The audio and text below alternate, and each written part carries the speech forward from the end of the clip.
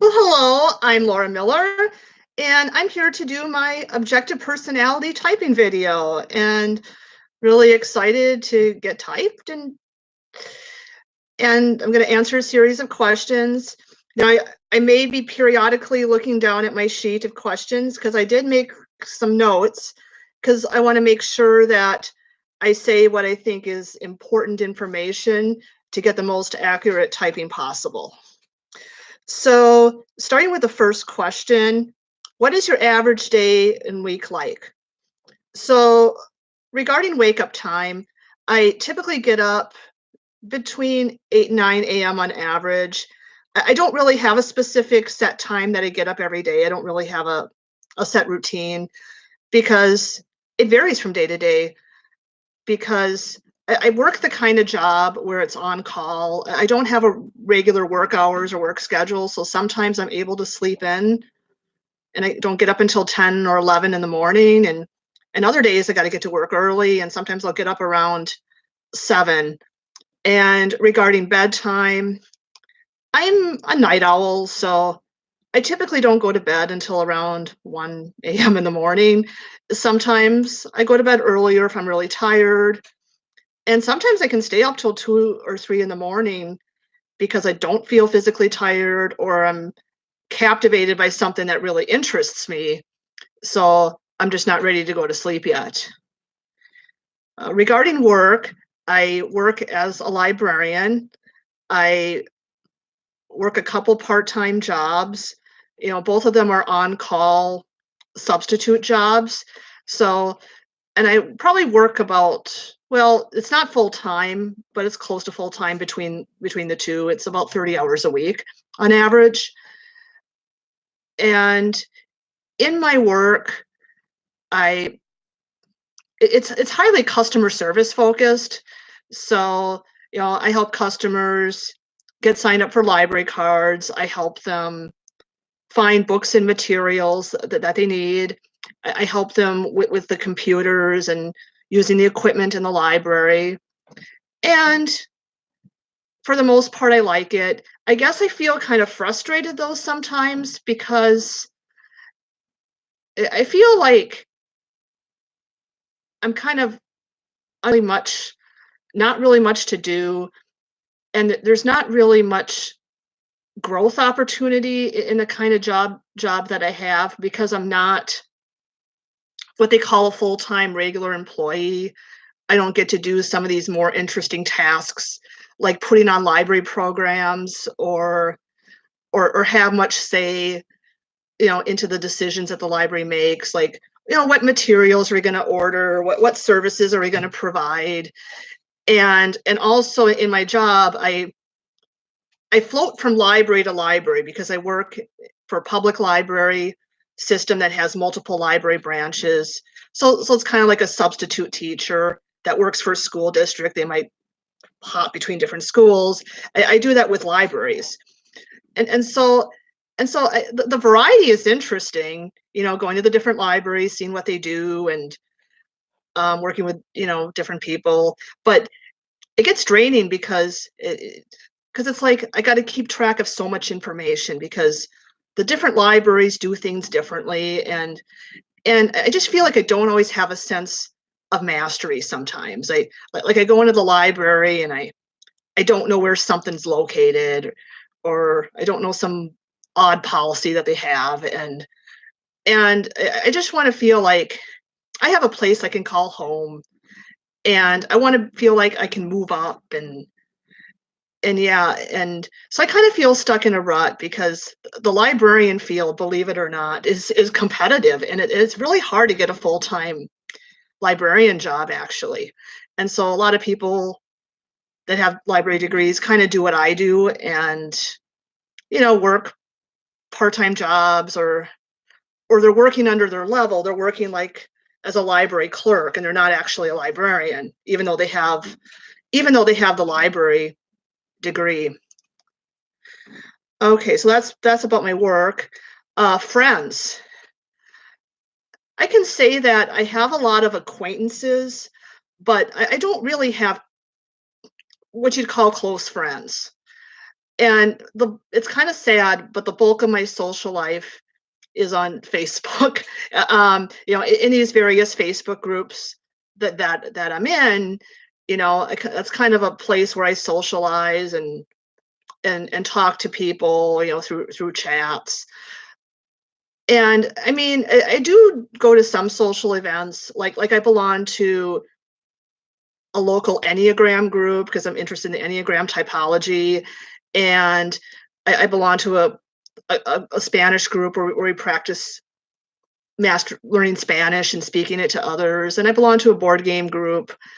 But but it's like with those groups, I socialize with the people while I'm there, but I don't really do anything with them afterwards. It's kind of like, for me, socializing has to have a purpose. I'm not good at just chit chatting about whatever. If I have a purpose for the conversation, I'm good at that. And I'm also kind of a person that needs a lot of alone time too. So I don't always have to be socializing with other people.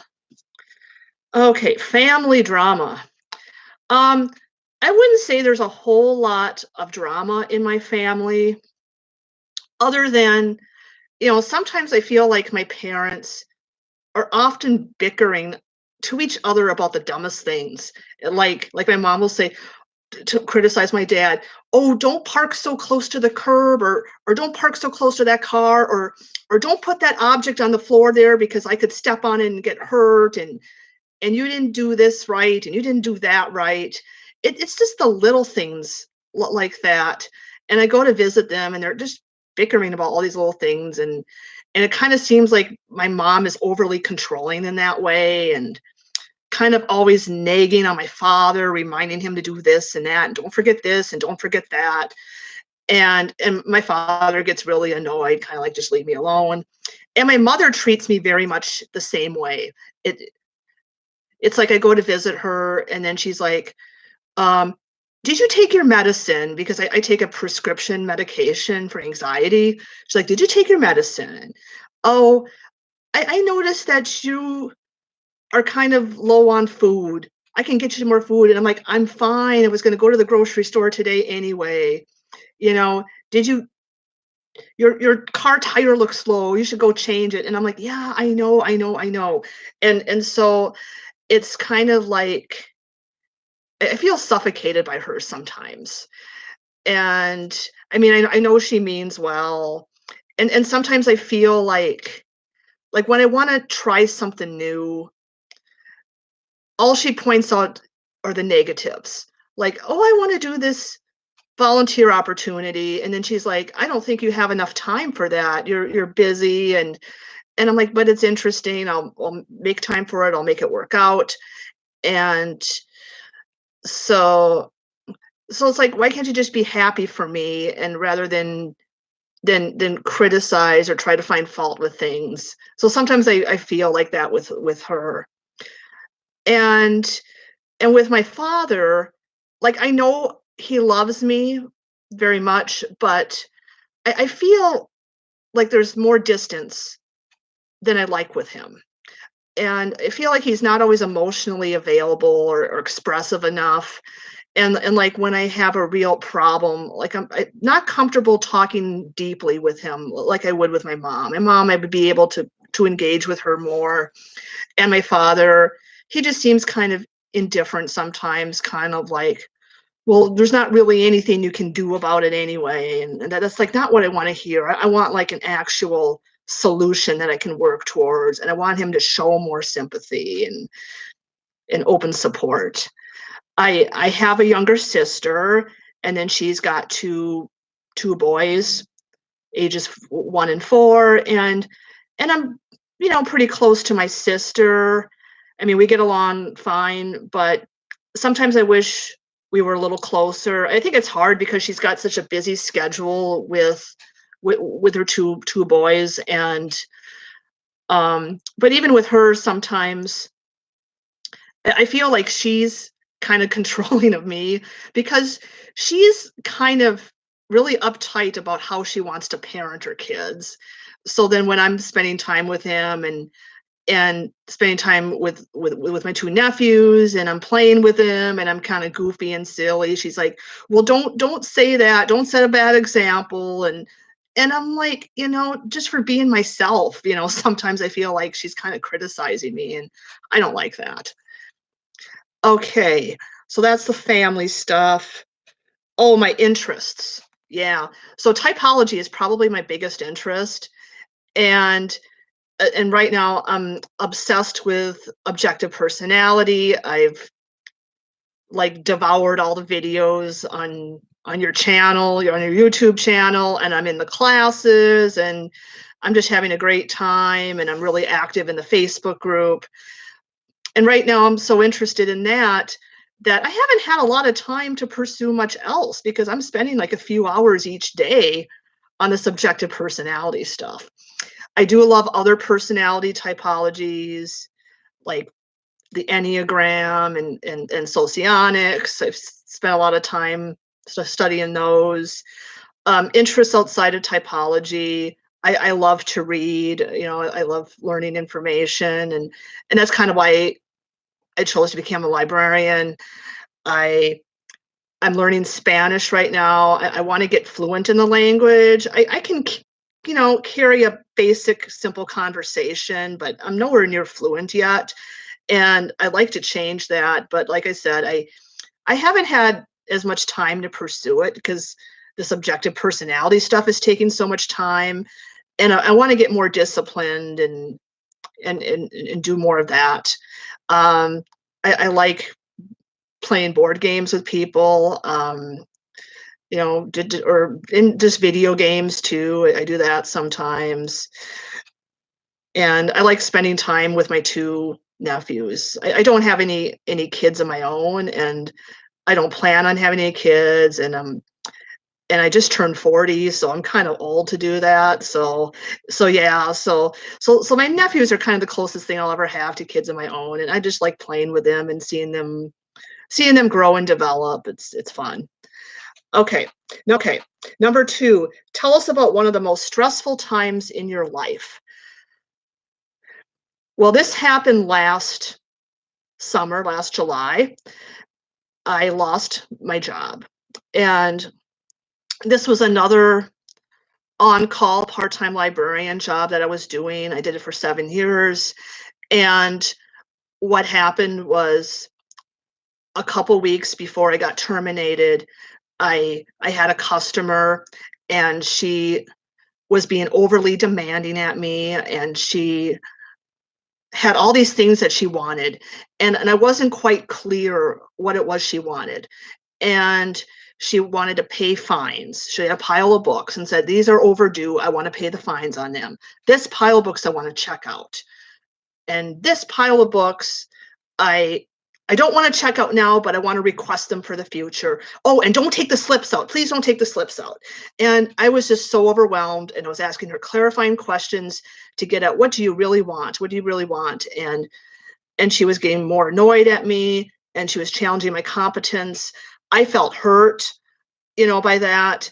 And I snapped at her, and I slammed the library book on the table, and I walked out on her.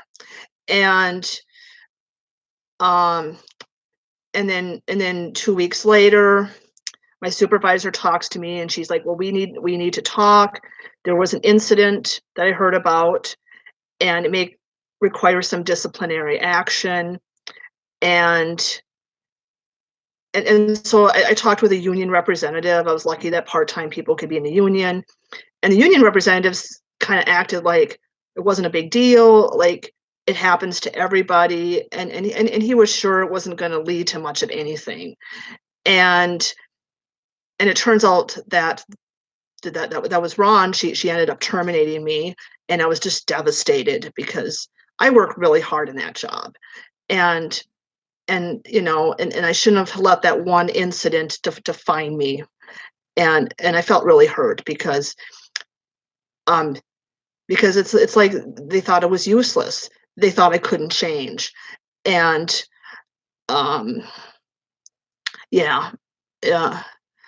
And I fought with the union again to try to appeal the decision to get me reinstated, or if I couldn't get reinstated, to at least change it to a resignation rather than a termination, because I was really worried about my future. I was like, who's going to hire me? I've got this black mark on my record. How am I going to get financial security now? I because the other part-time job is not going to give me enough hours. What am I going to do?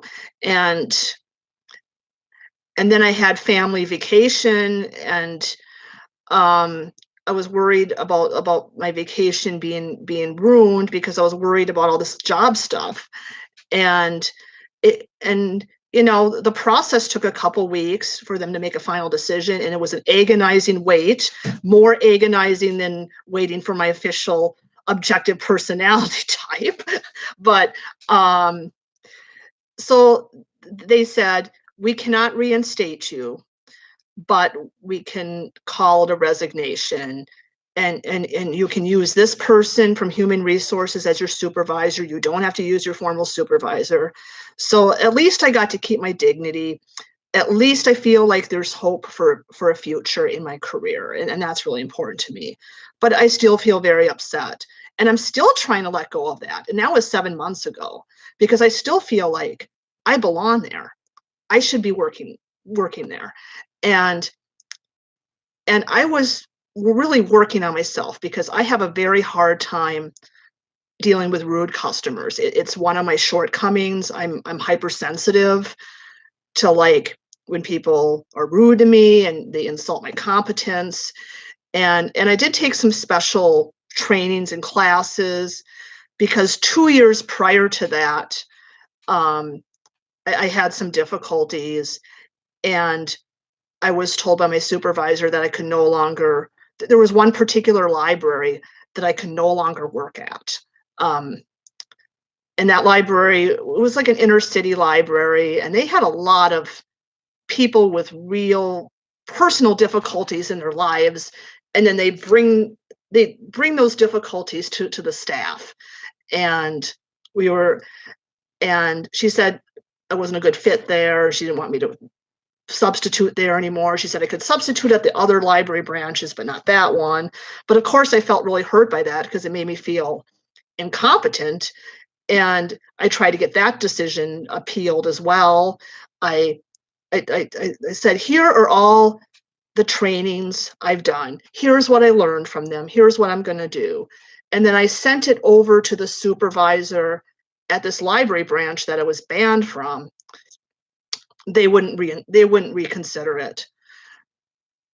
So that was also a hard moment. But the moment where I was terminated from the library system altogether was just a really big blow to my self-esteem. And I'm lucky, because I had, at the time, I was juggling 3 part-time jobs. So even though I got fired from that job, I had 2 other part-time jobs that I was working. And I was able to get more hours from them. So I'm still working close to full time. So I guess it kind of worked out in that sense. I do have enough financial security, but yeah, like I said, it still feels like a big blow to my self-esteem. I'm going to mention one other stressful time in my life, and this was way back in the early 2000s, when I was in graduate school for biochemistry. So I was a biochemistry major in college, and I went to grad school for completely wrong reasons. I went because it made me feel smart. It was basically it.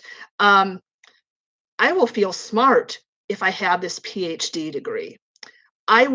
People will think I'm smart. They'll think that's impressive. I will get a really good job if I've got this advanced degree. But my heart wasn't in it. And I was just miserable the whole time.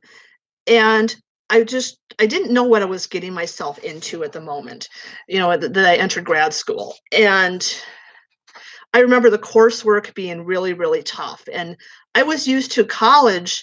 I did very well. And I graduated with a 3.8 GPA from college. And my biggest worry was, maybe I won't get a straight A and I'll get a B instead. And now in grad school, it was like, am I gonna pass? Am I gonna pass? And that was the first time I had to seriously worry about that. And there were some classes, I didn't fail any classes, but there were some classes that I barely passed. And and my background in college did not prepare me for grad school, because sometimes in grad school there'd be things I didn't know what they were talking about. I never got that education in college, and it was like the textbook wasn't helping me. I'd ask the teacher questions, and the teachers would get annoyed at me because I was taking too much of their time. And these were professors that were, they were spending all this time trying to get, some of them were trying to get tenured. They didn't have time to help me, and I felt so lost. And then in grad school, we also had to TA. So we had to be teaching assistants for lab. And I remember I got assigned organic chemistry, and I didn't know how to teach. Nobody ever taught me how to teach students. So I made some mistakes. And for one thing, I taught laboratory sections, and sometimes I didn't have a good enough background to know why certain things in the lab were done a certain way, or how to troubleshoot problems. Okay, this result doesn't look right. What happened? And why did it happen? And I would assume that if the students messed up in the lab, it must be because they didn't follow the directions closely. And so I mark them off points, but I couldn't really explain good enough how they could fix it. And so, of course, students were mad at me because I was teaching a class I didn't even fully have a good grasp of myself. And and then the other thing was, sometimes students would turn in late lab reports, and I was kind of a hard ass at the time. I marked points off. I lowered their grade because they were late. And because I just thought they were being irresponsible, because when I was a student, I was very responsible and I always turned in everything on time. And my teachers always said, if you are late, you're going to lose, you're going to get a low grade. And so I kind of taught the way the teachers taught me. And some of these students, it turned out, had a very good reason for being late, because I mean, we had a lot of older students that I was teaching that had families already, and they were working full-time jobs. It wasn't like when I was in college, where a lot of my fellow classmates were just full-time students and they were goofing around and partying, and that's why they were late. No, these students had a very good reason. So of course they were upset that I lowered their grade. And then at the end of the trimester, we got the results of our course evaluations. And I was the worst TA. There were like 30 some TAs, and my score, my aggregate score, was at the very bottom. And I was just absolutely crushed, and I just cried and cried, and I'm like, I just suck. I am so terrible. And the TA supervisor, he wanted to give me a break for a trimester from teaching lab. So and I didn't like that decision, because I wanted to redeem myself. I wanted to do it again to prove that I wasn't gonna be a sucky the next time. I needed to fix it. And he wanted me to take a trimester off. And so I did that, and instead of teaching lab, I did some tutoring. And then the next trimester I did it again.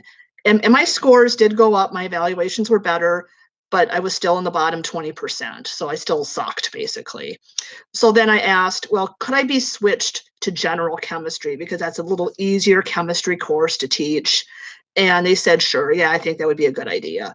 And then in general chemistry, yeah, I did better at that. It was average at first, and then finally, by my last trimester, I actually was one of the top TAs. So that was like the one single success I had in grad school. But the worst part of grad school was the laboratory and doing the laboratory research. I remember reading these journal articles, these highly academic, highly technical journal articles. And it was just a bunch of jargon that I couldn't figure out. And, do you ever read a dictionary and because you don't know what a word means, and then you look on the definition, and there's more words you don't know what they mean. Then you got to look up those words and repeat that a few times before you really get a sense of the meaning. And that's the way lab was like. I had a very hard time making good sense of these academic journal articles, and then in laboratory, there's so many ways you can mess up an experiment and do it wrong, and then you got to start over again. And sometimes in research, there's so much uncertainty because nobody's done it before. You don't know how it's going to go, and you had to be able to do enough research to write a thesis that you could defend. And I was told, well, I thought a PhD degree could be done in 4 years, but for many people it took 7 years. And I'm like, I don't have that kind of time. And I was miserable in the lab, and I screwed up so many experiments. And the teacher or my academic advisor who I was working under, he got really pissed off because I was asking so many questions. And he's like, you need to figure this out yourself, you know? And then so were my lab mates. They were annoyed too. So then I just kind of had to guess. And then when I did that, I broke lab equipment. I remember one time some piece of equipment wasn't working, and they said, well, fix it. And I said, I don't know how to fix it. I don't know how to fix machines. I don't have that mechanical skill. And well, look at the instruction manual. I didn't even know where they kept the instruction manual. And I looked at it and I'm like, ugh. And yeah, that was hard. And so I was like, I was damned if I do and damned if I don't. I couldn't ask questions, but then if I didn't ask questions, I got yelled at because I broke equipment. I wasted chemicals that I didn't need to waste. So eventually I cut my losses and I dropped out of the PhD program and I switched to the master's program. And specifically, I switched to what's called a Plan B master's, where you didn't have to do laboratory research. You just wrote a formal paper on a topic, biochemistry topic of your choice. So I did that, and they passed. It wasn't a great paper by any means, but I think they just wanted me out of there. So yeah, that was a very stressful time in my life because I didn't know what I was doing. I was confused much of the time. I wasn't succeeding, and yeah. Okay, long enough on that question. Okay, number 3, what are some problems you see with the world? I think a huge problem is in the world is poverty.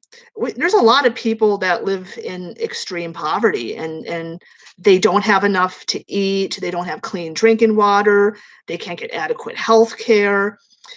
And I read a statistic that's just literally mind-boggling. And it said that the richest 26 people in the world have the same net worth as the bottom half of the world's population. And that kind of inequality is just insane. It should never happen. Yeah, I mean, you know, and I believe that there needs to be some kind of upper limit as to what people can make. Because if you're making multi-billions, how can you even spend all that money? And, if they could redistribute the income so that the needy people got it.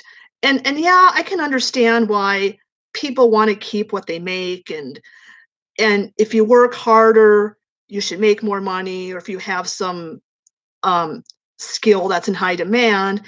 But there's a point where it's just ridiculous, where people can't meet their basic needs, and that needs to change. And people need to stop being so greedy and selfish, and give more to the needy. Those that have more should give more.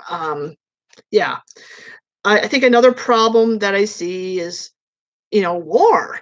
And, people are just fighting each other. And and violence, and innocent people are getting killed, and people are leaving their homeland. They're not safe where they are. They got nowhere to go. And and I don't know that it will ever be solved, because it's like, this group is threatening, so we need to invade them or eradicate them. And maybe it's just human nature, but um and oftentimes wars like over like religion.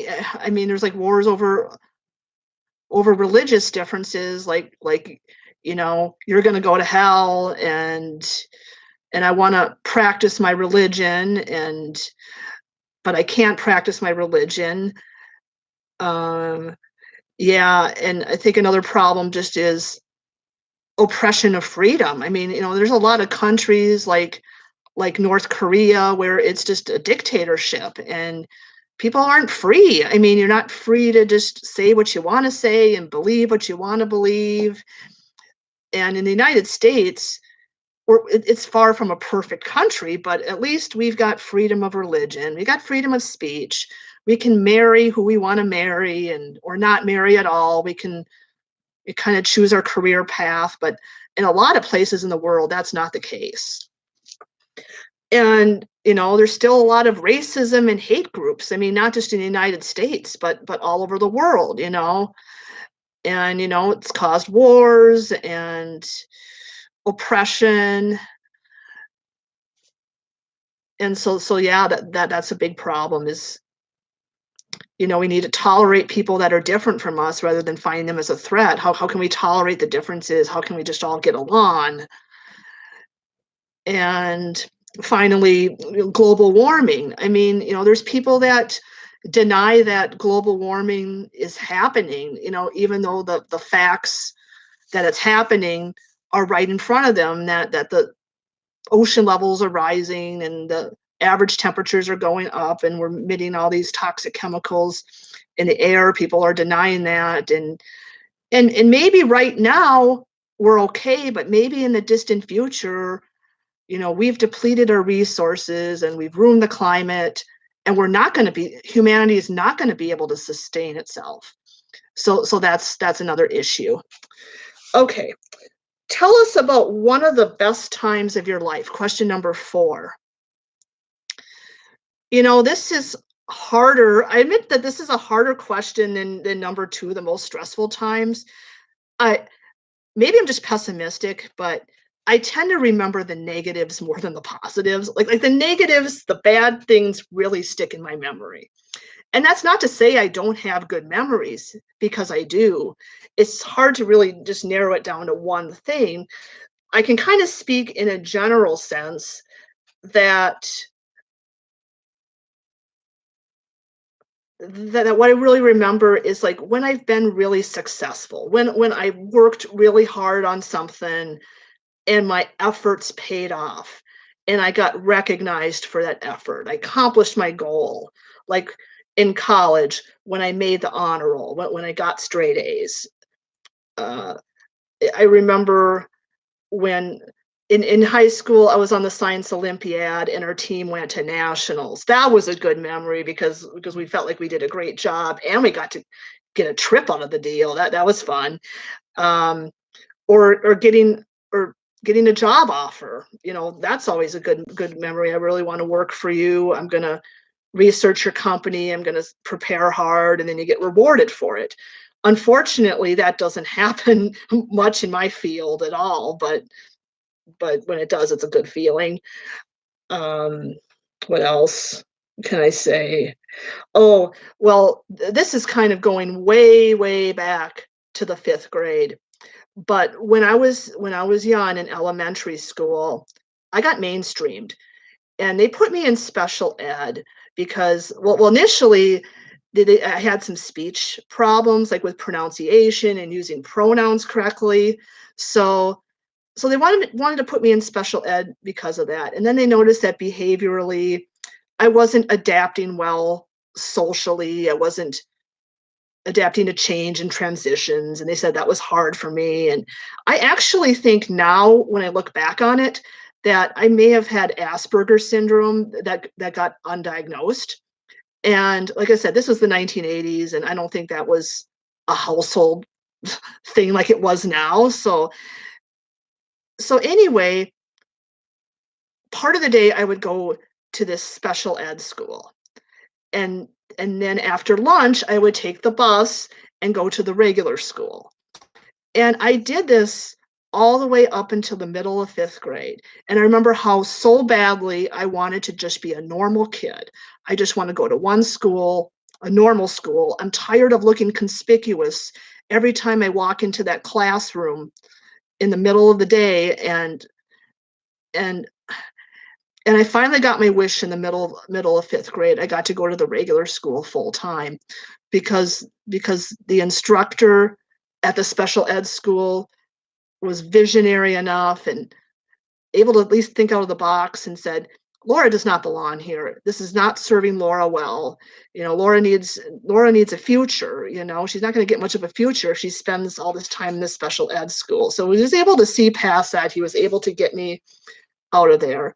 Now, middle school was really hard because I was socially maladjusted because I didn't have good examples, because in the special ed school, all these students were acting out all the time, and I had a very hard time fitting in middle school. And then I kind of got quiet and introverted, and I kind of retreated into myself. So in high school, I didn't really have much social life. I never really mastered how to socialize well, and I just remember being picked on a lot. So that was hard, but at least I got to go to a normal school. So there's that.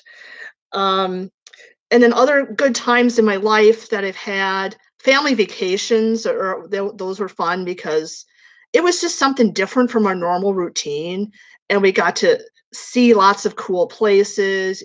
We went to Disney World, we went to Alaska.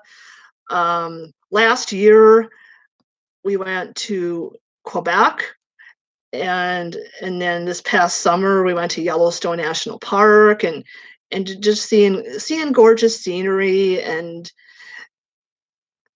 yeah, it just not having to work and just kind of forgetting your daily obligations.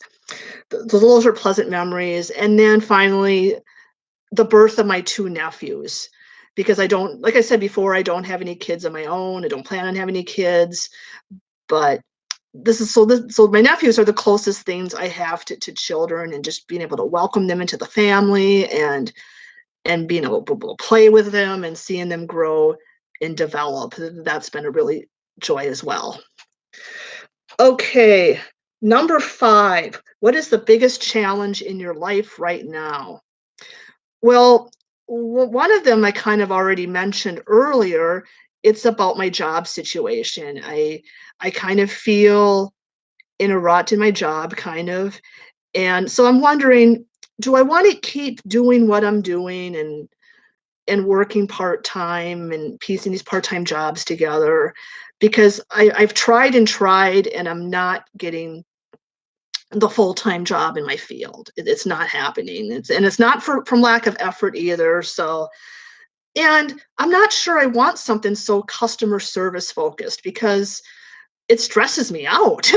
I kind of want to do something where I can still do something useful for people, but kind of work more behind the scenes. But I'm not exactly sure what that would be, and how to use my degree in education to my advantage. So one of my challenges is to kind of figure that out, either get a better job in my field or do something different. And the other challenge I have is with my parents. I kind of talked about that earlier. I feel like my mom is kind of overprotective sometimes and tries to check on me too much and intervene. And she only lives 20 minutes away from me, so I mean, we see each other a few times a week. And I would like to have a better, closer relationship with my father. I would like that. But other than that, I would say most of the battles I have in my life are with myself. I I really want to work on my personal weaknesses. And that's kind of where objective personality, I think, is really going to help. Because once I know my type, I can then do some coaching sessions and I can really work on those demons and do the hero's journey and be the best person I can be. So some of my weaknesses, I tend to be very sensitive to criticism. And I often feel like people don't think I'm good enough, that they think I'm incompetent. And I think that's why I snapped at that customer, because I felt like my competency was challenged, and I was so worried about what she was thinking of me. And I don't deal well with rude people or insults, and I have a thin skin, and I wish I was thicker skinned, and I didn't have to take it so personally. And one problem I have is that people don't think I'm competent enough, and like at work, I often feel like people are trying to do my job for me, like they don't think I'm good enough, and I'm helping a customer and they're butting in and trying to answer the questions, and I'm trying to figure it out, and I'm like, just I've got this, and being able to assert that and not coming off as a jerk when I'm doing that, having that balance there.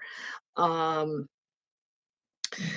and yeah, I've already said that I'm kind of thin-skinned and I take things personally. And like sometimes I don't talk to people deep down about what I truly value and what I truly care about in life, because I'm afraid that they're gonna invalidate that. You know, I don't talk about the things that I like the most, and it could be the most mundane things like I, I really read this great book, or I watched this really cool movie, and then they're going to say, well, that wasn't that good, that kind of sucked. And then I just feel really invalidated, like, because what I enjoy is kind of a personal integral part of who I am. So I almost feel like they're rejecting me. I know it's kind of irrational, but that's kind of the way I feel. And and yeah, and it's kind of like, well, why don't they value what I do? Why don't they like what I like? This is freaking awesome. You know, you're obviously not, and this is kind of what's going on in my head. You know, if you just had a more open mind, if you just read it again or watched it again, you would see how awesome this is. And and it's kind of like, well, like with typology, for example, a lot of people just think it's crazy, and so to ordinary people in life, I don't talk to them about typology and how I'm interested in that, because one time I kind of tried to mention it to my mom when I was interested in the Enneagram, and she kind of said that's just kind of suggested that was new age bullshit, and so I didn't bring it up to her again. And I just want to be able to more authentically express myself, even though sometimes there's going to be opposition, there's going to be dissent. People are going to criticize what I value, and it's not a criticism of me personally. And just to be able to be more free and authentic in my self-expression, that's something I really want to work towards. Um, I often compare myself to other people, and I'm sensitive to like things like compliments and praise and ratings, like kind of like when I was a TA, in college, or I mean in grad school, and they gave me like numerical scores, and my numbers were lower than all the others, and I'm very sensitive to that kind of thing. And I'm always comparing myself in my head, even when there's not numerical data. Well, this person seems more charismatic, or this person seems more intelligent or more ingenious. They seem like they get it faster, or they're getting promoted in their job. And it's not even a job I would want to do myself, but I'm still envious of them because they're going places and they're getting recognized and they're moving forward and I'm not. And and so I get envious, and I wish I didn't have to be so envious. I wish I didn't have to compare myself to others so much. And I easily get frustrated and discouraged. I kind of expect, like when I'm learning something, that I'm going to get it right away, and I don't like to struggle. I don't like to fail. Um, and I want to make fast progress. And I mean, like, even with objective personality, like, I'm in the classes and I try to type these celebrities that you post, and I have to admit I'm kind of relatively new at it. I've only been in the classes 3 months now, but I'm not, even though I'm watching several hours of video, I'm not getting the correct type, and sometimes I'm not even getting close to the correct type, and it's discouraging for me. I kind of want, because I'm following what you're saying religiously, and I'm using that checklist and the coins and the cross checks. I'm doing all that, but I can't get it to work, and it frustrates me. So those weaknesses are really things I want to work on. I just want to be a better version of myself. What, and the final question, what would your ideal life look like 10 years from now? Uh, I hope to establish myself in my career, and I've kind of mentioned this already. Ideally, I'd like to be able to get a full-time permanent job in my field where I have a regular work schedule.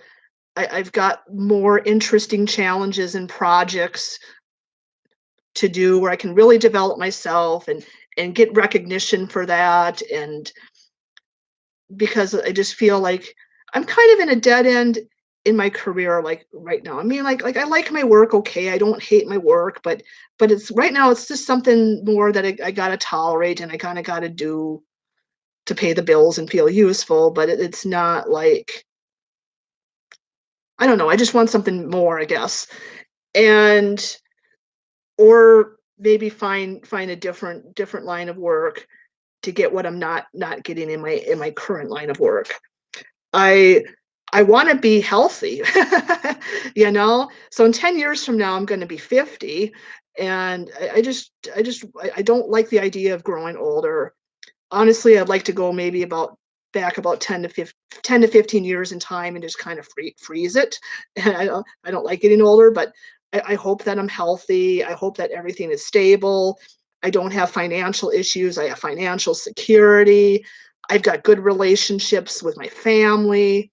I want to, improve the relationships I have with my family now, have even better relationships. Like I said, I want to work on my personal shortcomings and kind of get those resolved, and go on the hero's journey and work on the demons, whatever those demons are. And I like to travel more. Ideally I'd like to master Spanish and maybe go to Mexico, Spain, but not just those countries, but I like to go to Hawaii, Australia, France, well, just Europe. I mean, lots of different places that I'd like to travel to. I'd like to have more opportunities to travel the world, and I want to have the time and money and resources to do that. So that's kind of a personal goal of mine. So, yeah, I think I will stop the video there. So I look very forward to your feedback. And thank you so much for taking the time to watch this. Bye-bye.